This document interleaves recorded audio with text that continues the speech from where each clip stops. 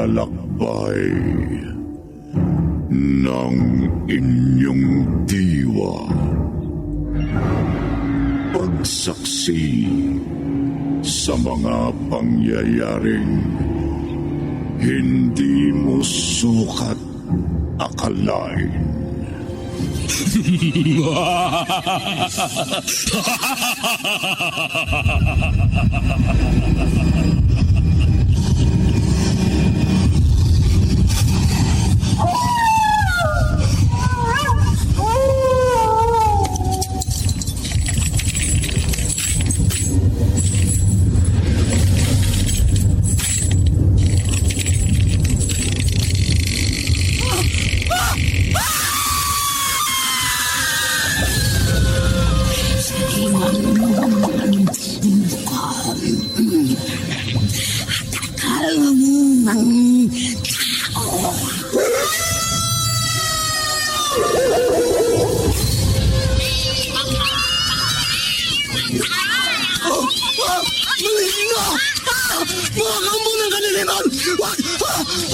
Huwag kayong lalapit sa akin!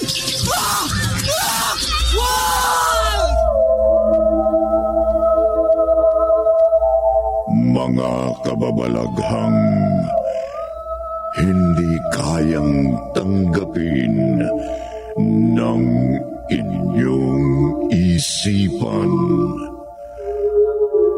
Nagaganap tuwing sasapit ang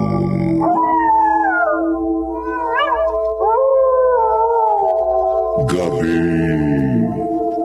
ng lagim.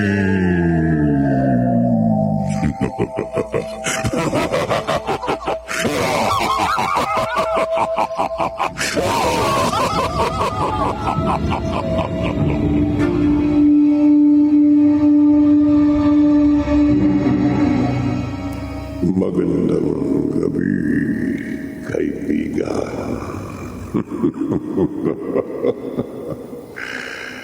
Ang kampo ng dilim, tulad ng isang aswang, ay walang pangimi sa pagsasabog ng lagim. Walang kaluluwa at walang awa sa biktima. Matighaw lamang ang pagkahayok sa atay ng tao. Huwag lamang manganib ang kanyang buhay. Subalit, wala rin kanyang kaluluwa ang mga kapamilya ng isang aswang.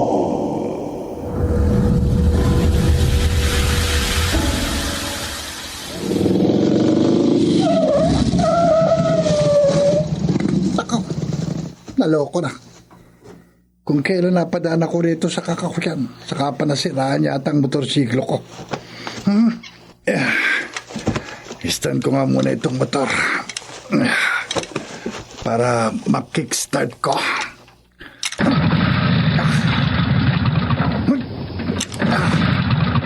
Wala. Ayaw talagang mag-start.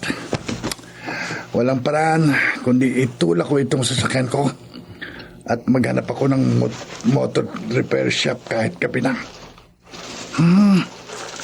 No? Ano yung lumabas sa likod ng puno sa di kalayuan? Ha?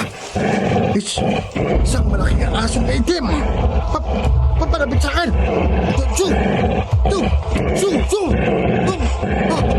Kahit pinagbugaw ko aso ay lumayok. At nandilisi ka mang matang. Takihin yata ako. Takihin ako ng malaking asong itim.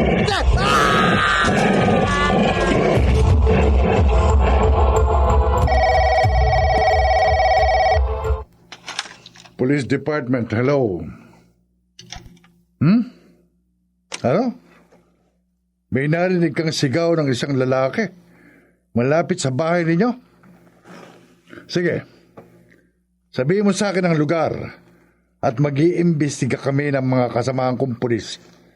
Baka may sumigaw dahil nangangailangan ng tulong o may nangyaring krimen.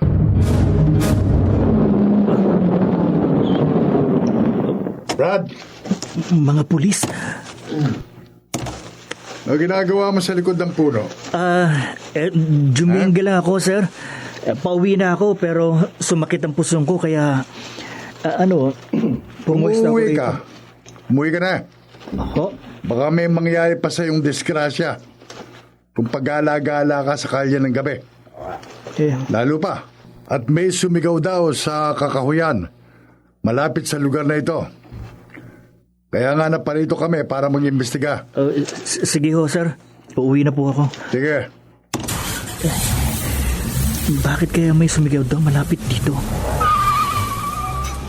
Elmo,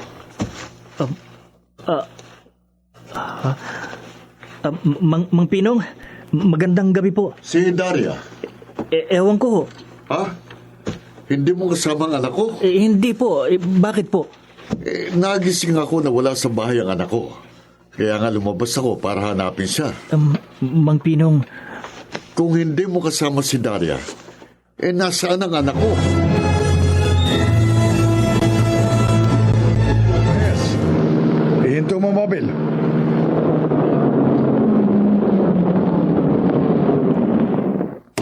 May lalaking nakabulagta sa tapat ng kakahuyan at ginugumok ang isang malaking asong itim. Ha!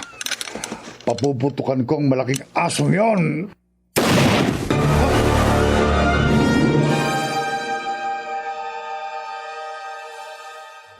Ha! Nakatakbong asong itim. Mga kasama, tumakas ang malaking aso. Habulin natin siya. mga sir, Hop, huwag yun ang habulin ng malaking aso. ikaw na naman.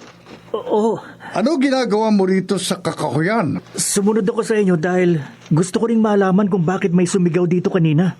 Sinabi ko na sa'yo, umuwi ka na. Sir, nakita kong may binaril kang malaking asong itim. Oh, nakatakas. Huwag yun ang habulin ng asong yun, sir. Hindi siya karaniwang hayop. Anong gusto mong sabihin? Ang malaking asong itim na yon ay isang aswang. Ano? Aswang?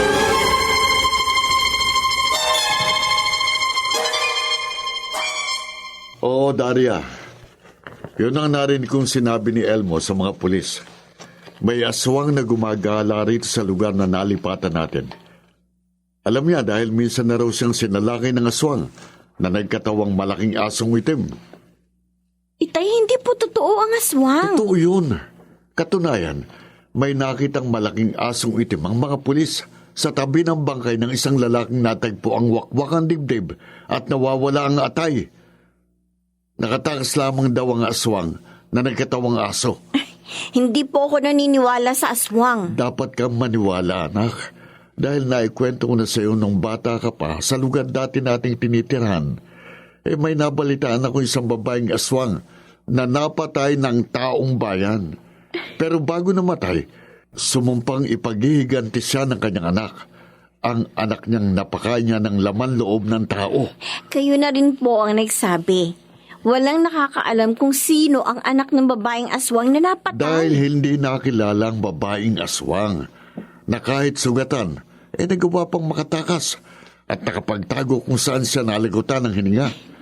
Itay, Kaya uli-uli ha, huwag kang aalis ng bahay kapag gabi. namasyal lang naman po ako. Baka ikaw ang sumunod na mabiktima ng aswang. Pinong, tama lamang na binigyan mo ng babala si Daria. Nag-aalala ho kasi ko sa anak kong dalaga, Lolo Andeng. Ang nag-iisa kong anak na naiwan ng yumao kong asawang namatay sa malubang sakit. Kaya nang makita kong gising pa kayo at nagpapahangin dito sa harap ng bahay nyo, lumapit ho ako sa inyo. Baka mapayuhan nyo ko ng dapat kong gawin para maawat kong anak ko sa paglabas-labas kong gabi. Ay, talagang hindi dapat pagala-gala sa kalye ang kahit sino kung gabi. Oo nga ho nagsimula lang naman nung gumala sa gabing anak ko nang mapalipat kami sa lugar na ito kung saan siya nagkaroon ng nobyo. Maaari ko bang malaman kung sino ang naging nobyo ng anak mo? Oh? Bakit ho hindi?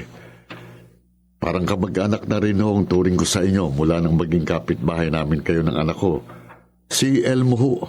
Si Elmo na anak ni Fred ang tindera ng tinapa. Oo, siya nga ang naging nobyo ni Daria.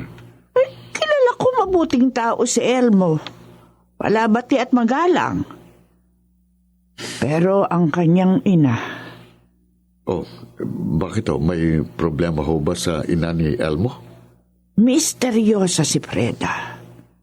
Mula nang mabiyuda, hindi na siya palakibo. Hindi yata kasi niya matanggap na ang kanyang asawa ay napatay ng aswang. Ay, salamat. Napapaniwala ko ang mga pulis na huwag na nilang habulin ng malaking asong itim dahil aswang yun. Si inay kaya nakauwi na. Nasa loob ng bahay namin ang malaking asong itim.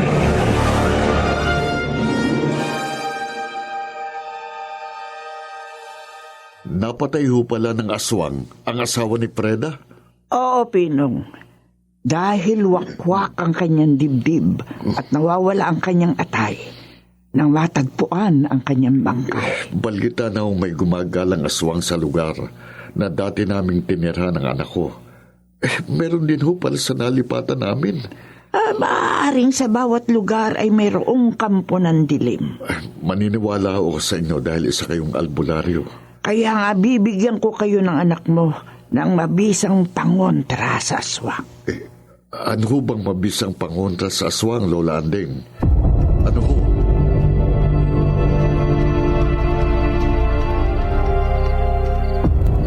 Nay, Bakit ka nakatalikod sa akin, Elmo? Hanggang ngayon ba, hindi ka pa sanay na nagbabago ako ng anyo? Mula sa pagiging tao, nagkakatawang aso ako. At mula sa pagiging aso, nagbabalik ako sa katawang tao. Hanggang ngayon ba, hindi ka pa sanay na ang iyong ina ay isang aswang? Nay, kailanman hindi ko po makakasanayan. Hindi ko po matatanggap na pumapatay kayo ng tao. Hangal! Nakikiusap po ako sa inyo. Nagmamakaawa. Pero patuloy pa rin kayo ng bibiktima. Kung ang iyong ama ay hindi ako napigilan at biniktima ko siya para hindi na niya ako mahadlangan, ikaw pa, na anak ko lamang ang hahadlang sa dikta ng aking pagiging kampo ng dilim. Ikaw pa! Ha? Nay! Ikaw pa! Ha? Ayaw mong maging kampo ng dilim. Kaya hindi kita pinilit na matulad sa akin. Hindi kita pinakain ng lamang loob ng tao. Pero sinasabi ko sa'yo, hindi ko kayang pigilan ang pagkayo ko sa atay ng tao. Hindi! Hindi! Kaya wag mo akong pigilan, Elmo. Wag na wag! Kesa mamatay ako sa gutom, gugustuhin ko ng pumatay ng ibang tao. Pumatay ng pumatay!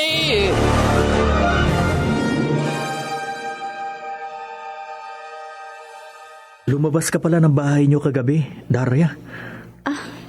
Yun bang ikinalulungkot mo ang problema mo, Elmo?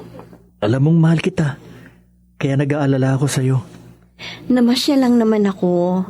Nagbaka sakaling magkita tayo. Dito, sa ibabaw ng burol na paborito nating tagpuan. Mula nang maging tayo. Kung alam ko lang na pumunta ka rito kagabi, sana nagpunta rin ako. Wala namang problema na mag-isa akong namasyal. Ayokong may masamang mangyari sa'yo. Kaya kong pangalagaan ang sarili ko. Kaya lang, Daria, Bakit? Dahil balitang may gumagalang aswang sa lugar na ito? Totoo yun. Dahil minsan akong sinalakay ng aswang at nagkatawang malaking asong itim. Nagawa ko lamang siyang takasan kaya hindi ako napahamak. Totoo man ang aswang, hindi ako natatakot doon. Mas maganda nang nag-iingat, Daria. Huwag kang mag-alala sa akin, Elmo. Daria, Kapag nakaharap kong aswang, hindi ako mapapahamak. Dahil alam ko ang mabisang pangontra sa mga kampon ng dilim.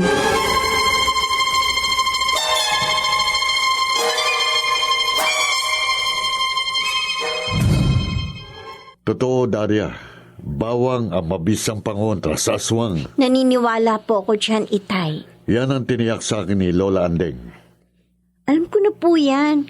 Kahit hindi pa sinabi sa inyo ng kapitbahay nating matandang albularya. Kung alam lang yan ang lalaking naging biktima nung isang gabi ng aswang, malamang hindi siya napahamak. Bakit iintindihin niyo pa ang ibang tao? Naaawa ako sa aking kapwa. Baka ang awa niya sa ibang tao ang nagpahamak sa inay ko. Bakit mo nasabi yan? Wala po. Naisip ko lang. Sabi ko nga sa'yo, sa malubhang sakit na matay ang nanay mo nung 5 taong gulang ka pa lamang. Sana nga po, mas mahalaga sa inyo ang sarili ninyong kadugo kaysa ibang tao, Itay. Daria. Dahil kapag mas pinahalagahan po ninyo ang ibang tao kaysa sa akin na sarili ninyong anak, sasama ang loob ko sa inyo. Magtatanim ako sa inyo ng galit.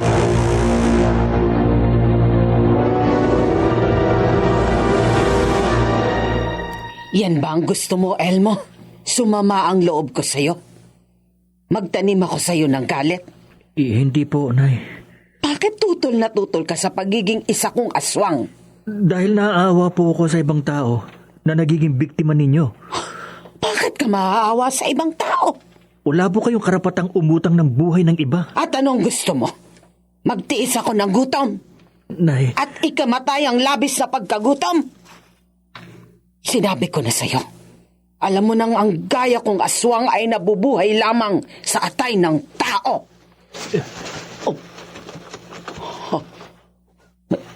May biglang tumakbo palayo sa labas ng ating bahay. Nay, May nakarinig sa ating pag-uusap. May ibang tao nang nakaalam na ako'y isang aswang.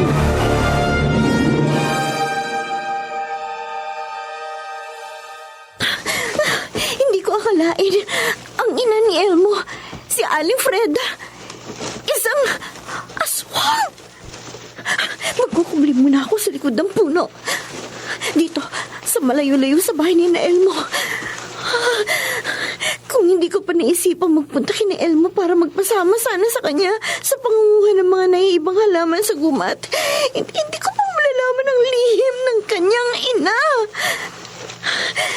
Nang marinig kong pag-uusap ni Elmo at ng kanyang ina, lumayo kaagad ako sa bahay nila.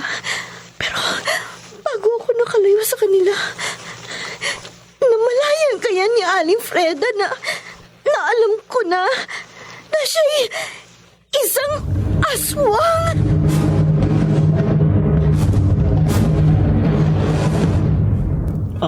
ano po, Inay? Si Daria? Oo, si Daria. Ang nobya mo ang nakita kong mabilis na lumayo rito sa ating bahay kanina. Baka nagkakamali lang po kayo. Hindi ako maaaring magkamali.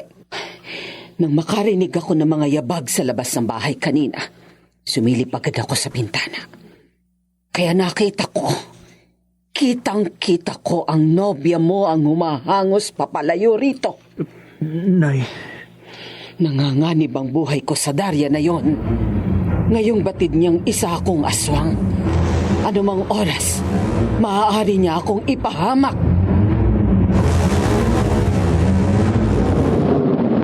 Mga sir, May problema ho ba? wala akong problema, sir. Bakit pinara niyo ang mobile namin? Nakita ko kasi na ang grupo niyong nag-asikaso sa bangkay ng isang lalaking natagpuan sa tapat ng kakahuyan ng isang gabi. May nalalaman ho ba kayo sa nangyaring krimen? Alam niyong aswang ang pumatay sa biktima. Iyon ang tiniyak sa amin ng isang taga rito na nagngangalang Elmo. Naniniwala ho kung totoong sinabi niya dahil nawawala ang atay ng biktima. May nalalaman ba kayo tungkol sa aswang? Alam kong hinahanap niyong pumatay sa lalaki. Yan ang inaasikaso namin ng mga kasama ko. Hindi ko alam kung sinong aswang, pero may alam akong tao na makatutulong sa inyo. Si Lola Andeng.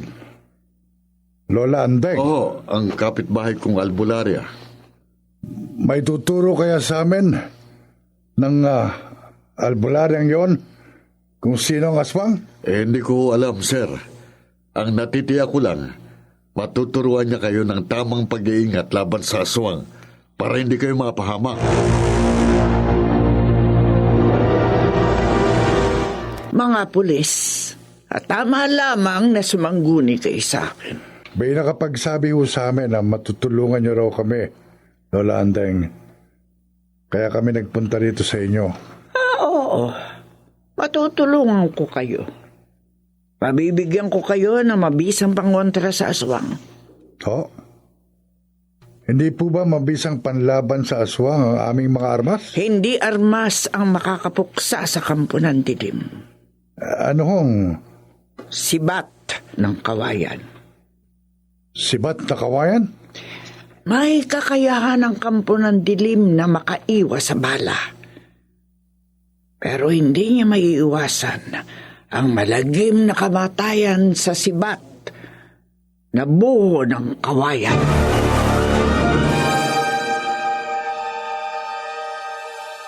Daria, May gusto ka bang sabihin sa akin, Elmo? wala.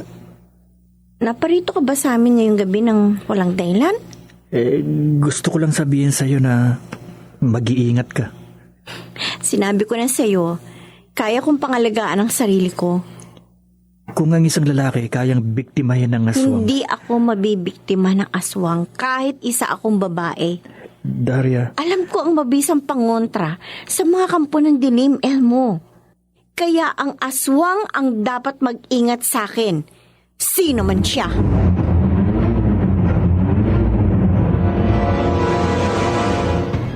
Nay, aalis na naman po kayo?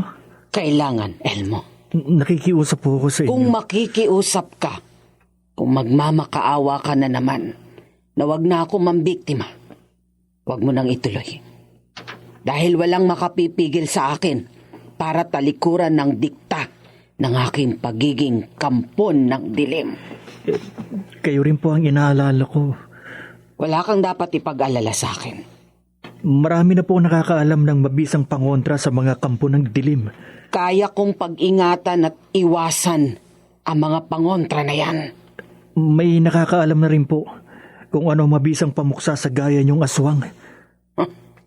Unahan na lang kami. Nay, Wala nang yumakap ako sa dilim. May patakaran na ako. Hindi bali nang pumatay ako. Wag lamang ako ang mapatay.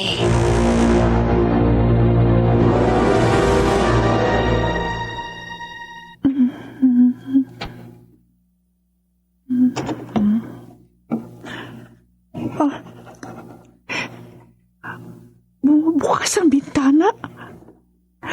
Sino nagbubukas? Nag-iisa lang ako rito sa kwarto. Sinong... Malaking pusang itim! Malaking pusang itim ang nagbukas ang bintana sa kwarto. Nalilisik ang mga matang nakatinig sa akin. Papalapit sa akin! Aatakihin yata ako ng malaking pusang itim! Aatakihin ako!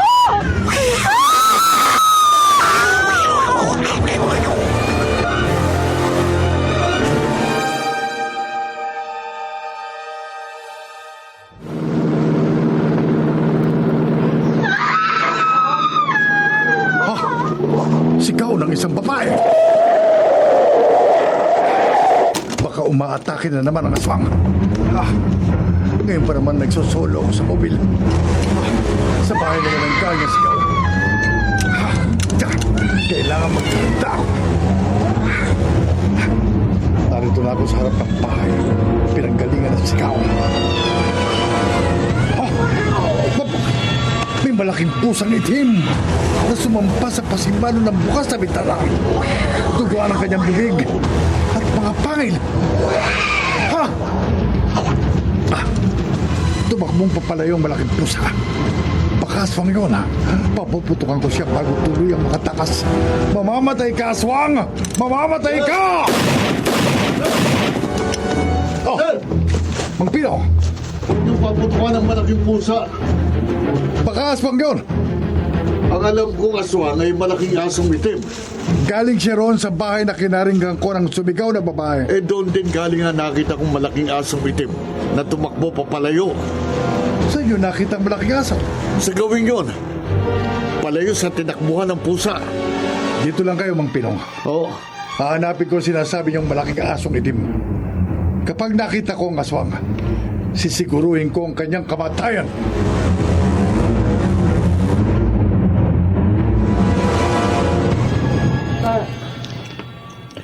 Kahit nakita niyo ang malaking asong itim at paulit-ulit na pinaputukan, ay wala rin yung saysay. Lola Andeng, Sinabi ko na sa inyo ng mga kasama mong pulis, walang saysay ang bala sa aswang. naniniwala ako sa inyo, Lola Andeng. At naniniwala rin ako sa aswang. Dahil isa na naman hong bangkay ang nakita ko. Nawakwak ang dibdib at nawawala ang atay. Ang bangkay na babaeng narinig kong sumigaw sa isang bahay na pinanggalingan ng malaking pusang itim. Ang kampo ng dilim, ang aswang ay may kapangyarihang magbago ng anyo. Baboy, aso o pusa o anumang hayop na kanyang naisin. Sabi nga ako ng kapitbahay yung si Mang Pinong na nagmungkahi sa akin dumaan muna ako dito sa bahay nyo.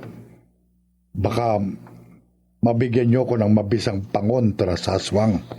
Bibigyan kita ng kwintas na mga bawang. Bawa. Eto, oo. Tom, salamat to. Basta't nakasabit sa leeg mo yung kwintas sa mga bawang, Oo. ay hindi ka maaaring lapitan at kantiin ng aswang. Pero, Ano ko, Lolandeng? doblehin mo ang iyong pag-iingat. Dahil ang gumagamit ang pangontra sa mga kampo ng dilim, ang pinagpupursigihang biktimahin ng aswang.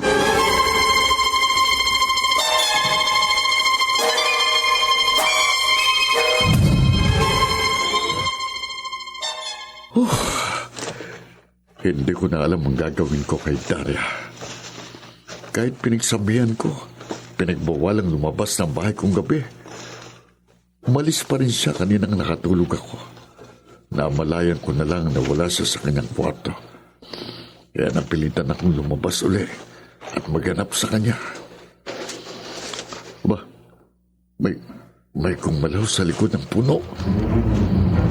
Daria? Ikaw ba yan, Daria?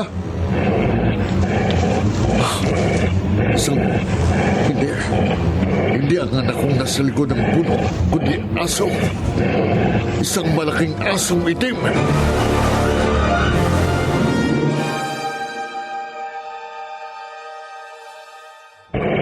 Aswang. Isa kang aswang. Hindi ako natatakot sa iyo. Mang Pinong! Elmo! Ano pong nangyayari? Bakit may hawak kayong sibat na kawayan? Talagang inihanda ko ito sa gilid ng bahay namin para panlaban sa aswang. Aswang po.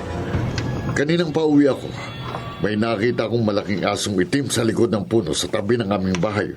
Pero mabilis na tumakbo papalayo. Nang sunggaban ko ang sibat na kawayan. Ganun po ba? Kaya nga susundan ko. Wag na ho. Wag na ho, Mang Pinong. Bakit, Elmo? Nagmamalasakit ka ba sa isang aswang? Ha?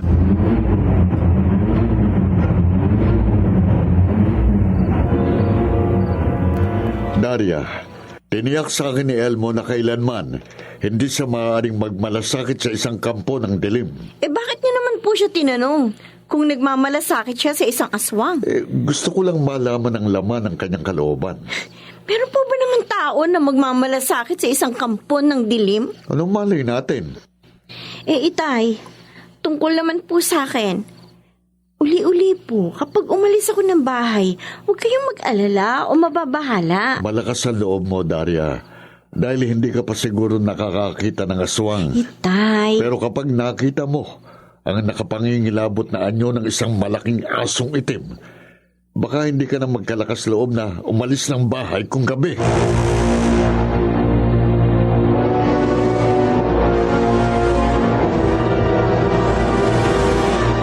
Nang biktima na naman kayo, Nay. Hindi, Elmo. May natagpuan pong bangkay ng babae.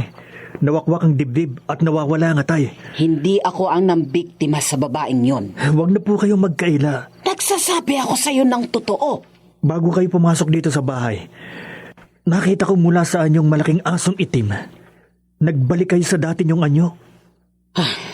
Oo. Kanina nag-anyo akong malaking asong itim. Pero hindi ako nakapambiktima. Dahil may nakita akong pulis na may sandata malapit sa bahay ng gusto ko sanang biktimahin.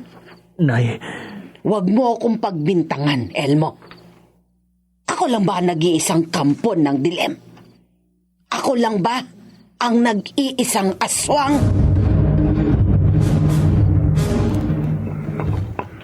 Lalandeng, okay po ba itong sibat na kawayan na inilabas ko sa mobil laban sa aswang? Oo. Ang sibat na kawayan na gaya niyan, ang mabisang pamuksa sa kampo ng dilim. Yan lang po ang gusto kong matiyak. Kaya dumaan ako dito sa bahay niyo. At sisiguruhin ko, sa bawat pagpapatrolya namin ng mga kasama kong pulis, lagi kaming magdadala ng sibat na kawayan. Dapat. Ngayon pa lang, Lola Andeng, para ko na pong nakikita na matutuhog sa kawayang sibat na ito ang katawan ng aswang.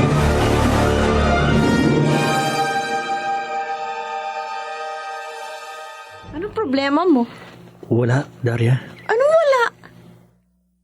Kanina pa magkita tayo dito sa ibabaw ng burol, matamlay ka na. Hindi na ako magkakaila pa sa'yo, Daria. Ang aswang. Ang aswang ang pinoproblema mo? Natatakot ako. Natatakot kang mabiktima ng aswang? Hindi mo naiintindihan. Elmo, huwag kang matakot. Hindi ka mabibiktima ng aswang. Sigurado ako. Paano? Paano ko na sigurong hindi ka mabibiktima ng aswang? Sabi ko nga sa'yo, alam ko ang mabisang pangontra sa aswang. Daria, Basta't may pangontra ka sa mga kampo ng dilim, Elmo, walang masamang mangyayari sa'yo.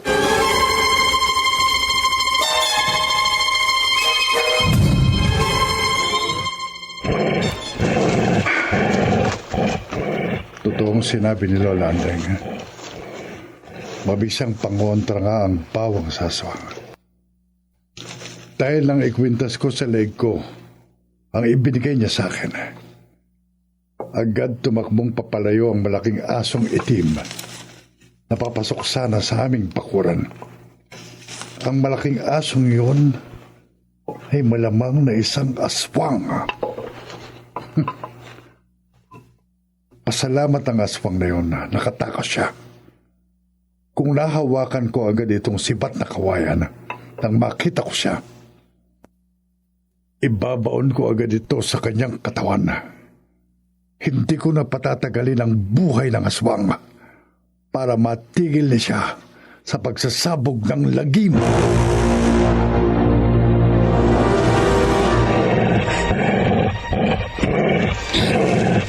Nay, Wala akong nabiktima sa gabing ito, Elmo.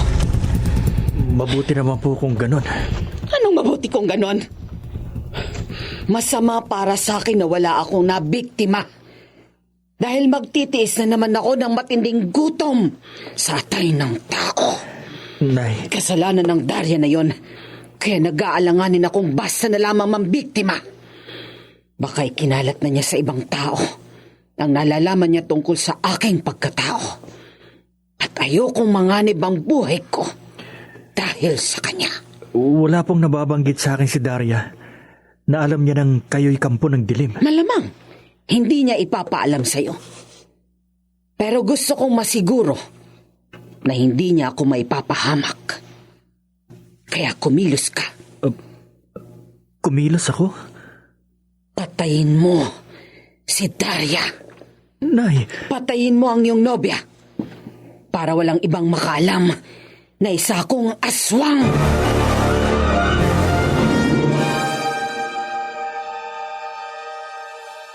Nay, mula po sa pagkabata, naging masunuri na ako sa inyo. Sa pagkakataong ito, susundin mo uli ako, Elmo.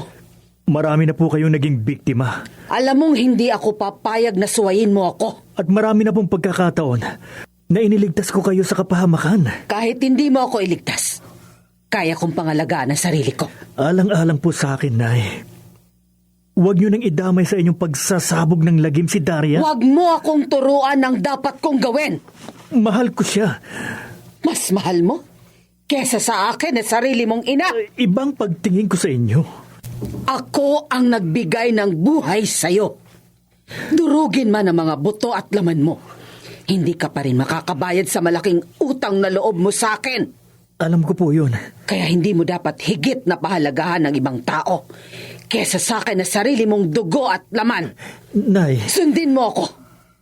Kapag hindi mo ako sinunod, kapag hindi mo pinatay si Daria, ako ang papatay sa kanya.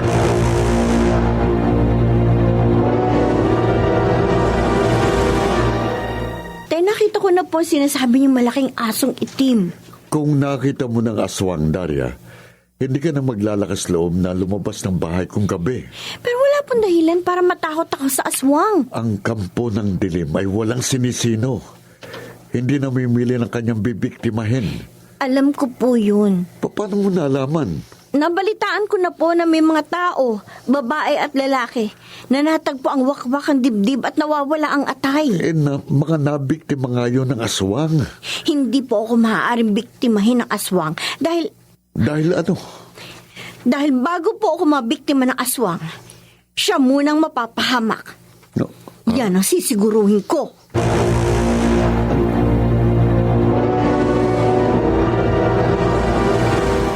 Ano? Kilala mo ang aswang? Kilala ko po. Kaya pinara ko ang mobile ninyo mga pulis. At kaya napakilala ko sa inyo at sinikreto ko kayo dito sa tabing kalsada. Paano Paano ko po nakilala ang aswang? Nakita ko po nang mag-anyo siyang malaking asong itim. At nakita ko rin nang magbalik siya sa dati niyang anyong tao. Kung totoo ang sinasabi mo, Maniwala po kayo sa akin para matapos na ang pagsasabog ng lagim ng aswang. talagang iyan ang pagsisikapan namin ng mga kasama ko. Ang mapatay ang aswang. Sir, Sabihin mo, Daria, sino ang aswang? Sino?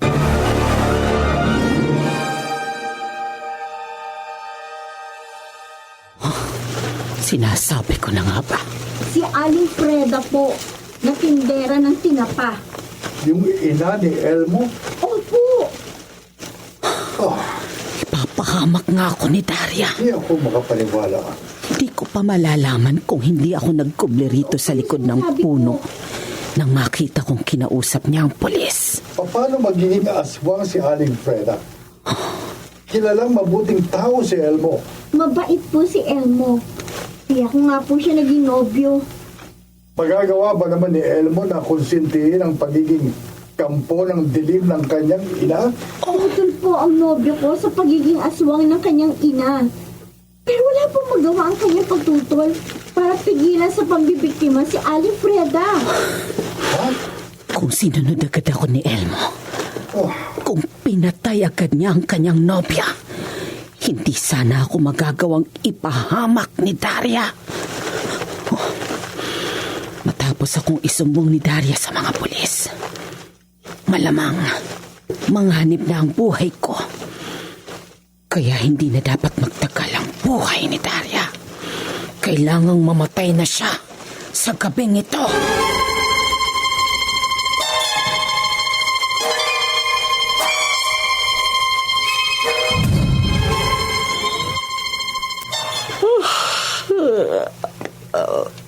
Malalim na ang gabi kaya magpapahinga na ako.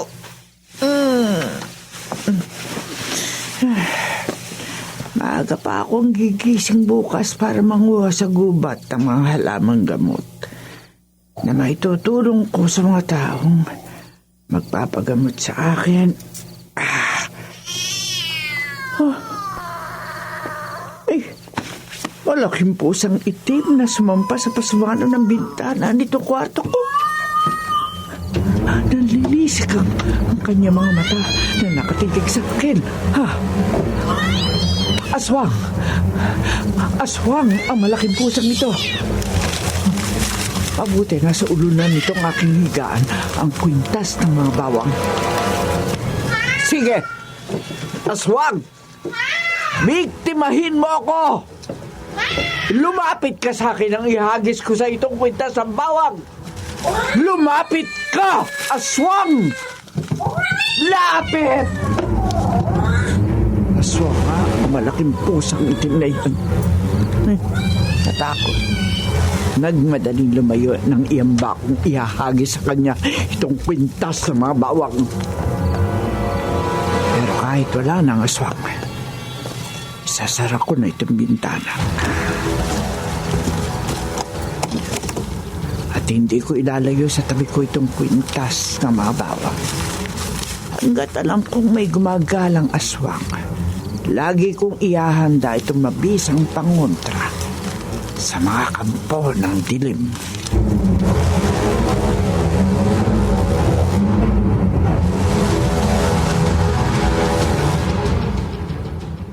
Magtatago kayo, Nay? Oo, Elmo. Matapos akong isumbong ni Daria sa mga otoridad, wala nang dahilang manatili pa ako rito sa bahay. Saan po kayo pupunta? Sana ako magtatago. Oh, Sa kuweba. Sa paanan ng bundok. baka mahirapan po kayo pag nandun kayo sa kuwebang yun. Alam ko. Masukal po ron. Magtitiis muna akong manirahan sa kuweba para hindi ako mapahamak. Kung hindi po sana kayo ng biktima. Huwag mo na akong sisihin. Nagpapadaig po kasi kayo sa dikta ng pagiging kampo ng dilim. Kaya kayo nagkaroon ng mabigat na problema ngayon. Kung hindi ako ipinahamak ng nobya mo, hindi ako mapipilitang magtago. Kaya sundin mo na ang utos ko. Patayin mo si Daria. O ako ang papatay sa kanya. Nay, At idadamay kita sa aking mga biktima.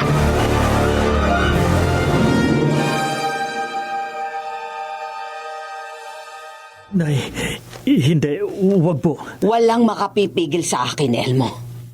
Tototohanin ko ang banta ko sa'yo.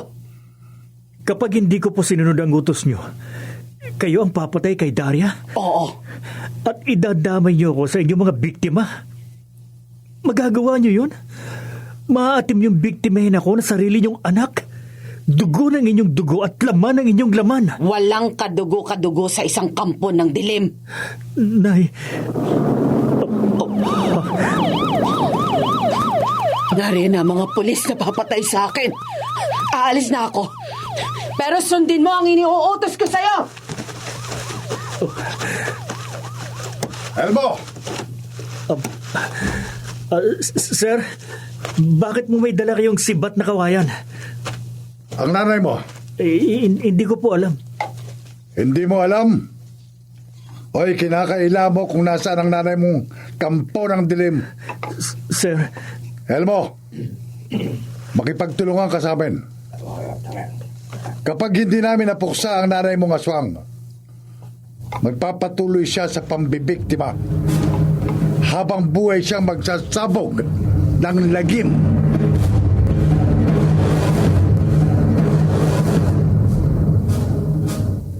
Elmo, makipagtulungan ka sa amin. Kapag hindi namin napuksa ang nanay mong aswang, magpapatuloy siya sa pambibiktima habang buhay siyang magsasabog ng lagim. walang katapusan ng lagim na ikakalat ni Inay kapag hindi siya napuksa. Pero totoo din naman ang sabi ng Inay. Ako ang nagbigay ng buhay sa'yo. Durugin man ang mga buto at laman mo, hindi ka pa makakabayad sa malaking utang na loob mo sa akin.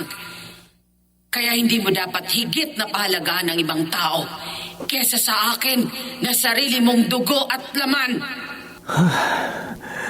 Para ako naiipit sa dalawang nag-uumpugang mga bato.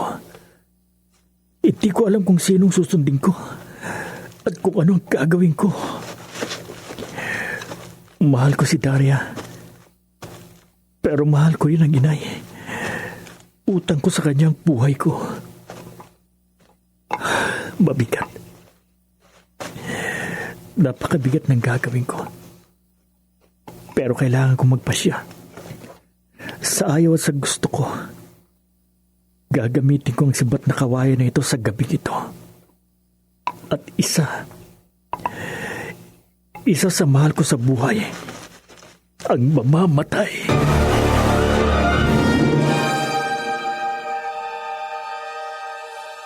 Dito sa loob ng kuwebang ito, pansamantala akong maninirahan, magtatago.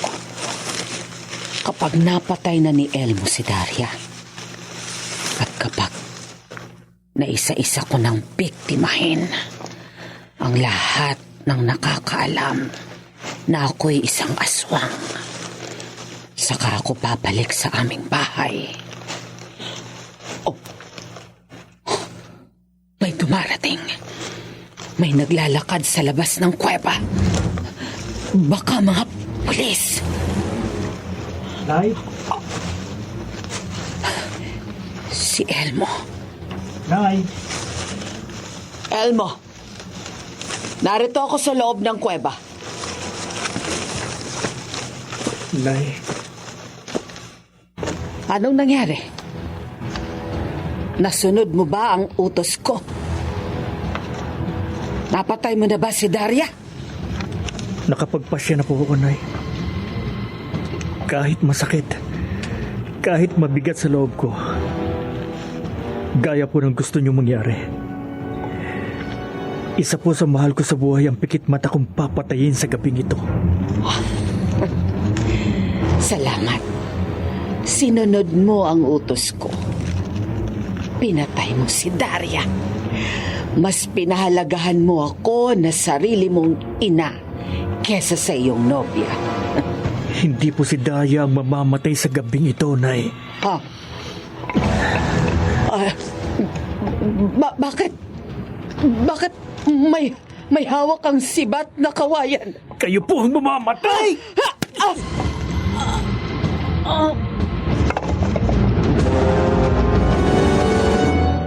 Ano? Elmo? Pinatay mo ang sarili mong ina? Oo, Daria. Dahil hindi ko matim na sundin ang utos niya, na ikaw patayin ko. Salamat, Elmo. At isa pang dahilan, kaya mas ginusto kong ang inay ko ang mawala. Para matapos na ang kanyang pambibiktima. Hindi ka magsisisi sa naging pasya mo. Hindi kaya ng konsensya ko na hayaang magpatuloy sa pagsasabog ng lagimang kahit sino. Kahit pa sarili kong kapamilya. At kahit gaano ko pa siya kamahal.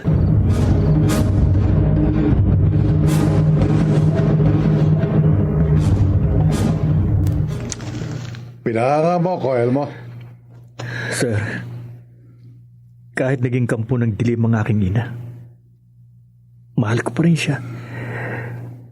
At bibigyan ko pa rin siya ng maayos na libing. Maraming makahihinga ng maluwag. Matutuwa sa pagkamatay ng iyong ina na isang aswang. Dahil wala na silang katatakutan. Hindi na po ako magtatagal, sir. Tumaan na ako dito sa bahay niyo para ipaalam sa inyo ang nangyari. Naintindihan kita. At alam kong maiintindihan ka rin ng iba. Kaya wala kang pananagutan sa ginawa mong pagpatay sa iyong ina na isang kampo ng dilim. Sige ho. Maiwan ko na kayo. Sige. Kahit off-duty na ako, babalik ako sa presinto. At magsasama ako ng ilan kong kaparang pulis para matulungan namin si Elmo na mailigay sa ayos ang bangkay ng kanyang ina.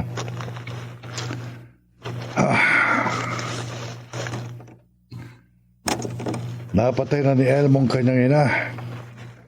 Wala na ang aswang. Hindi ko na kailangan dito sa aking sasakyan ang sipat na kawayan. At ang kwintas ng mga bawang. Siguradong maraming matutuwa kapag naipaalam ko sa kanila na wala na ang aswang.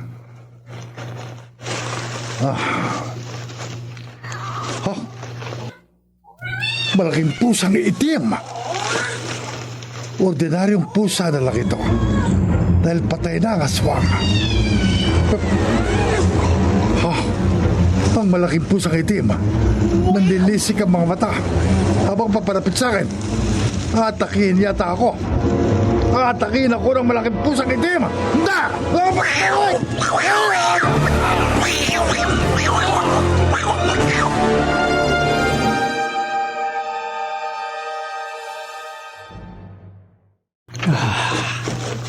Kawawa naman si Elmo. Mabigat ang pakiramdam niya. Halos hindi niya maihakbang ang kanyang mga paa habang siya'y papalayo. Nakukonsensya siya dahil sa ginawa niyang pagpatay sa kanyang sariling ina. Pero naiintindihan ko siya. Ako man ang lumagay sa katayuan niya.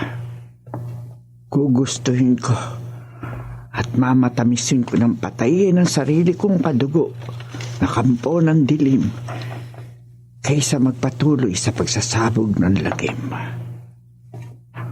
Wala na rin lamang si Freda. Wala nang aswang. Wala na akong dapat ipag-alala o katakutan pa. At wala na akong dapat pang paghandaan ng pangontra. Aalisin ko na mga ito.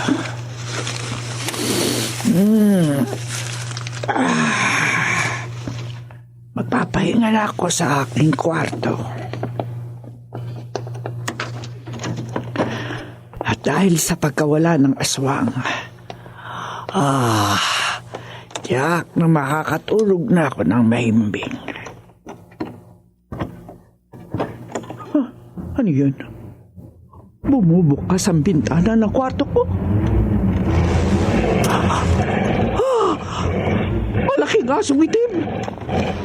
Pumasok sa bintana ang malaking aso at aatakihin ako.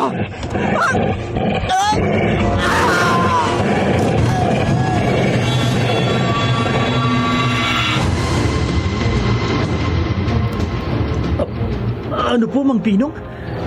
Pinatay ng aswang ang pulis na si Milyo at si Lola Anding? Oh, Elmo.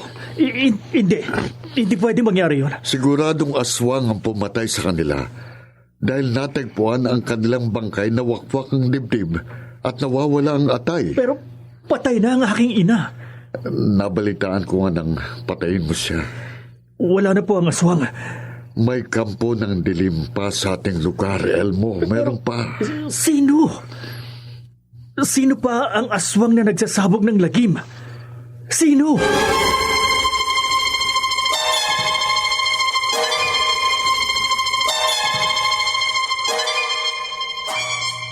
Ako, Elmo. Ikaw? Oo. Ako ang pumatay sa pulis na si Milyo at kay Lola Andeng. Nagtapat ako sa'yo. Dahil kung nagawa mong patayin ang sarili mong ina, malamang magagawa mo rin akong patayin dahil isa akong kampo ng dilim. Daria? Malas mo, Elmo. Kahit mahal kita, hindi ko maaaring pagtagalin ang buhay mo. Dahil kahit sino maging panganib sa buhay ko, hindi ako mangingiming patayin. Malas mo. Dahil isa akong walang pusong aswang!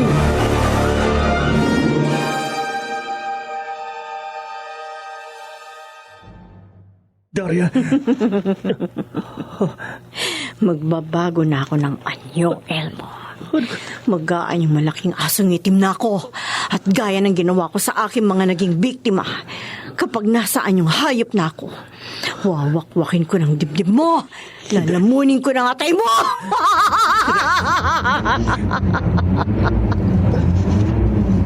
Hindi ko nahayaang magpatuloy ka sa pagsasama ng naging Daria.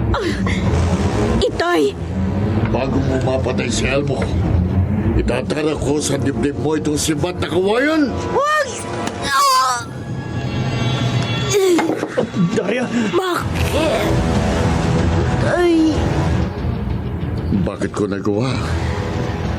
Bakit ko naatim na wakasan ang iyong buhay? Hindi ko gusto, anak. Mabigat. Napakabigat sa dibdib ko na akong sarili mong amang pumatay sa iyo. Pero alam ko, kapag tinutulan ko ang pagsasabog mo ng lagim, maging ako na sarili mong amay maaatim mong patayin. Gaya ng ginawa ng iyong ina na isang aswang na tinangka akong patayin nang pigilan ko siya sa pagsasabog ng lagim. Nailigtas lamang ako ng taong bayan na nakapatay sa kanya. Patawad, anak ko. Patawad. Magpinaw. Wala na si Daria. Pero hindi ko po akalain. Pareho pala tayo may kamag-anak na alagad ng tilim. Oo, Elmo. At pareho tayong may konsensya. May takot sa Diyos. Pareho nating hindi kayang konsintihin ang pagsasabog ng lagim ng ating mga mahal sa buhay. Ng mga aswang.